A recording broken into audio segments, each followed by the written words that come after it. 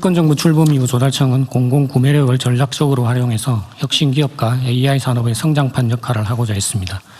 우선 정부가 위험을 안고 혁신적인 제품의 첫 구매자가 되는 혁신조달을 강화했습니다. 혁신제품 지정은 24%, 공공구매는 11% 늘었으며 특히 AI 로봇과 같은 첨단 전략산업 분야에 집중을 해서 관련 제품의 지정이 44% 증가했습니다. 또한 동남아 등 글로벌 사우스 중심의 해외 실증 사업을 펼쳐 실증 국가는 3배, 실증 제품은 4배 증가했으며 주변국의 6배 이상의 규모로 후속 수출에 성공하는 등의 성공 사례들이 나오고 있습니다. 다음으로 AI 산업 육성을 지원하기 위해 조달 시장을 개선했습니다. 지난 1년간 AI 우수 혁신 제품 신규 지정은 90% 증가했고 AI 소프트웨어와 서비스 계약도 크게 증가했습니다. 특히 AI 기업들이 조달 시장에 쉽게 진출할 수 있도록 납품 실적 면제, 입찰 가점, 계약 절차 간소화 등 진입부터 계약까지 전방위 지원을 강화했습니다. 이와 함께 공공조달 AX 로드맵을 수립하고 조달 공무원의 가장 기본적인 업무인 물품 예정 가격 작성과 공사 원가 계산을 포함해서 20개 이상의 단위 업무에 AI 에이전트 구축을 추진하고 있으며 조달청 외에 자체 발주 기관들도 이를 활용할 수 있도록 해나갈 계획입니다. 다음 페이지입니다. 공공조달의 체질을 바꾸는 조달개혁도 차질 없이 추진하고 있습니다. 지방정부의 선택권을 넓히는 자율화 시범사업을 올해부터 경기와 전북을 대상으로 실시하고 있습니다. 특히 지방정부 간 계약물품 교차 구매가 가능하도록 단가계약 가이드라인 제공, 지방정부의 전용물 구축 등의 기반 구축도 꼼꼼하게 추진하고 있습니다. 동시에 자율화의 부작용을 최소화하기 위해 자체 발주 2만 8천여 건을 모니터링해서 그중 1,200여 건에 대해 시정 요구한 바 있습니다. 현재까지 소규모 구매를 중심으로 자체 구매가 증가하고 있으며 지방선거가 끝나고 진행 중인 지방계약법 시행령 개정이 마무리되면 자율구매가 본격화될 것으로 예상하고 있습니다. 아울러 지방주도 균형 성장을 뒷받침하기 위해 입찰 가점, 동일 조건 시 지방제품 우선 구매, 경쟁 없이 구매할 수 있는 범위 확대 등을 통해서 특히 비수도권으로 공장을 이전한 기업, 또 인구 감소 지역 소재 기업 등이 큰 혜택을 볼 수 있도록 지원 방안을 만들어서 발표한 바 있습니다. 마지막으로 공공조달의 원칙, 기본, 신뢰를 확립하고 있습니다. 이른바 페이퍼 컴퍼니를 뿌리 뽑기 위해 건설공사 낙찰 예정자 전수 현장 조사를 추진하고 있습니다. 올해 시범조사를 통해 부적격 업체 20%를 낙찰해서 제외시켰고 입찰자가 약 30% 감소하는 등 시장 정화 효과를 간접적으로 확인하기도 했습니다. 행안부 기획처의 협조로 조사 전담팀과 인력을 확보한 만큼 하반기에는 더욱 엄정하게 조사하도록 하겠습니다. 물품 구매 분야에서는 입찰 보증금, 입찰 수수료, 심사 포기자에 대한 과징금 부과 등 경제적 부담을 지우는 방식을 중점 추진하고 있습니다. 이와 함께 중대재해를 일으킨 기업은 공공조달 시장에서 낙찰받기 어렵도록 감점을 신설하고 또 감점을 상쇄할 수 없도록 개선하는 등 임낙찰 제도를 개선했습니다. 앞으로도 공공조달의 개혁을 완수하고 국민과 기업이 성과와 변화를 체감할 수 있도록 보다 적극적이고 창의적으로 현장 문제를 해결하는 데 최선을 다하겠습니다. 이상 보고를 마치겠습니다. 네. 어제는 많이 개선된 것 같아요. 지금 이제 보통 이제 조달청이 하는 일이 구매, 공사, 용역? 예. 이 세 가지 종류인가요? 또 있나? 예, 크게 그렇게 보실 수 있습니다. 근데 이제 구매는 하도 종류가 다양하니까. 예. 예. 그 중에 예를 들면 조달을 할 때 특정 업체하고 짜고 발주청이 스펙을 이제 소위 심는다 그러잖아요. 어떤 업체만 할 수 있는 스펙을 심어가지고 고기만 할 수 있게. 그런 예를 들면 이것도 입찰 비리인데 예. 그 점에 대한 시정 대응 방안이나 그런 건 있어요? 그게 이제 저희가 지금 하고 있는 자체 발주 부분에 대한 모니터링인데요. 현재는 그 입찰 참가 자격이라든지 또 경쟁성 제한 이런 부분들을 좀 중점적으로 보고 있고 저희가 해당 분야에서 지금 AI 시스템을 지금 구축을 추진하고 있는데 그런 부분을 좀 잘 활용하면 네. 규격이나 이런 부분을 좀 비교 평가를 해서 그렇죠. 또 궁금해 나갈 수 있지 않을까 생각합니다. 사람은 어쨌든 인연이나 매수나 유혹이나 억압이나 이런 것들 때문에 의사결정이 왜곡될 수 있는데 인공지능은 그러진 않겠죠. 일단 1차 검수를 한번 해보는 것도 방법이긴 할 것 같고요. 그다음에 예를 들면 지방 정부들이 또는 지방 정부나 뭐 공기관들, 공공기관, 공기업 이런 데가 하는 걸 감시를 한다 그렇게 말씀하신 것 같은데 예. 조달청 자체는 그런 위험이 없습니까? 저희가 뭐 그런 부분이 없다고 말씀드릴 수는 없을 것 같습니다. 신경을 좀 써야 될 것 같아요. 예, 저희 내부적으로도 감사 감찰 기능 등을 활용해서 좀 철저히 좀 하시도록 하고요. 그렇게 하겠습니다. 어쨌든 일선에서 그런 지적들이 많단 말이에요. 그다음에 기존 업자들하고 짜고 신규 업자가 못 들어가게 틀어막는다. 예, 예. 기법은 아주 다양하다. 온갖 방법이 다 있더라고 보니까. 그런 점들을 좀 현장 의견을 많이 들어가지고 네네. 시정을 좀 잘 해주세요. 네, 그렇게 하겠습니다. 정부가 주요 수요자인데 이런 식으로 시장 왜곡을 하면 안 되겠죠.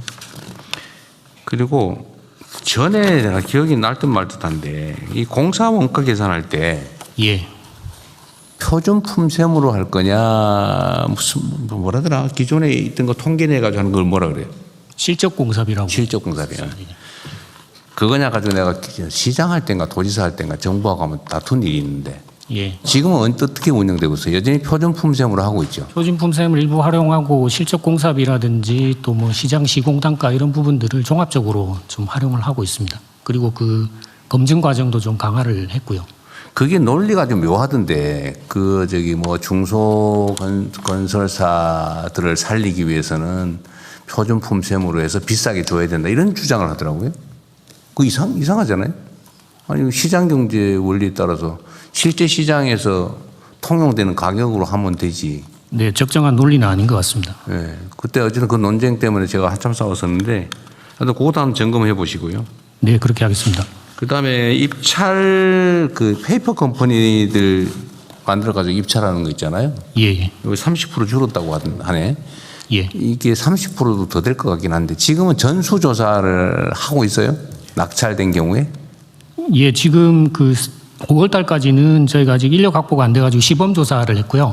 그래서 이번에 그 전담 부서하고 인력이 확보가 돼서 7월 달부터 본격적으로 전수조사, 낙찰 예정자 전수조사를 할 계획입니다. 그러면 페이퍼 컴퍼니로 장난해서 입찰을 해서 낙찰이 되면 된 게 밝혀지면 어떤 제재가 있어요? 그거는 일단은 그 계약을 그대로 진행할 것인가 여부는 판단을 해서 저게 문제가 있다고 아니 생각하면 페이퍼 컴퍼니라고 하면 당연히 그건 박탈이죠.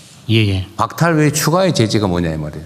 추가 제재는 이제 뭐 영업 정지 쪽으로 연결이 될 수도 있고요. 등록 기준을 미달했을 뭐 종이 회사인데 뭐 영업 정지 하나만 하지 뭐 영업 안 하고 있는데. 네.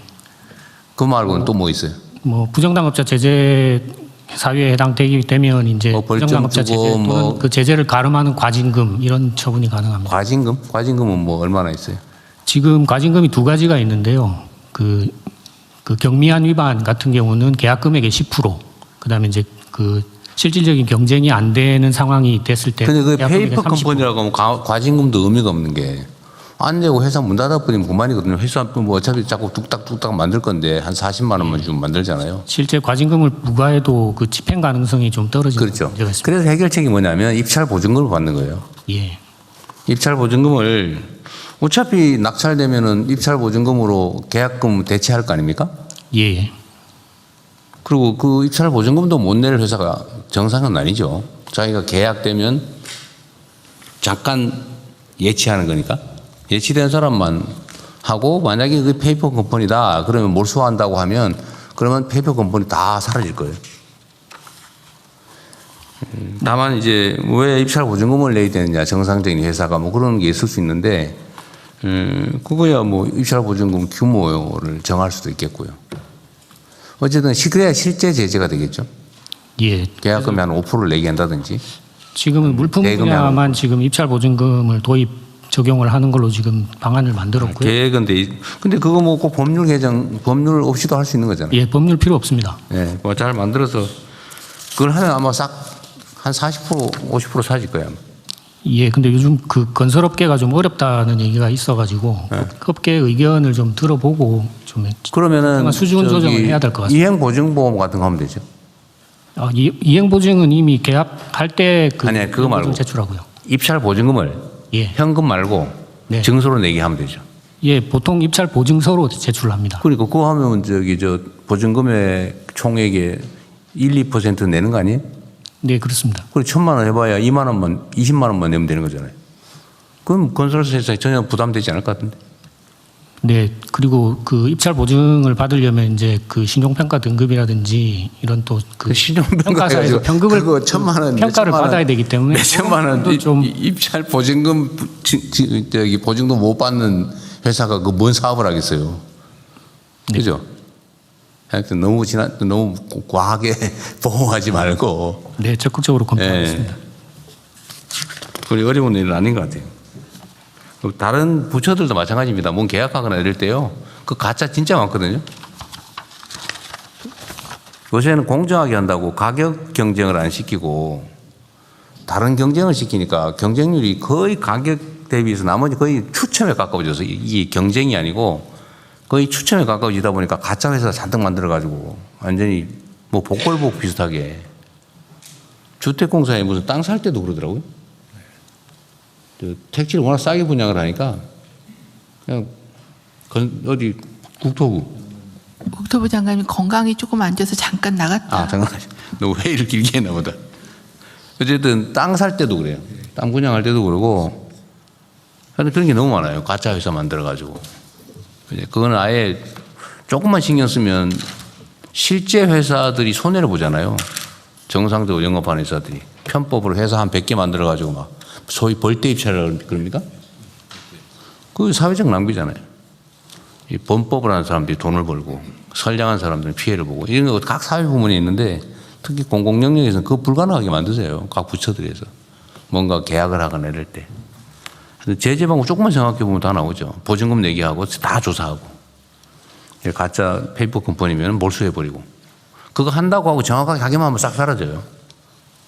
안 하니까 생기는 거죠. 네, 우주항공청 하시죠. 우주항공 정착 보고 드리겠습니다.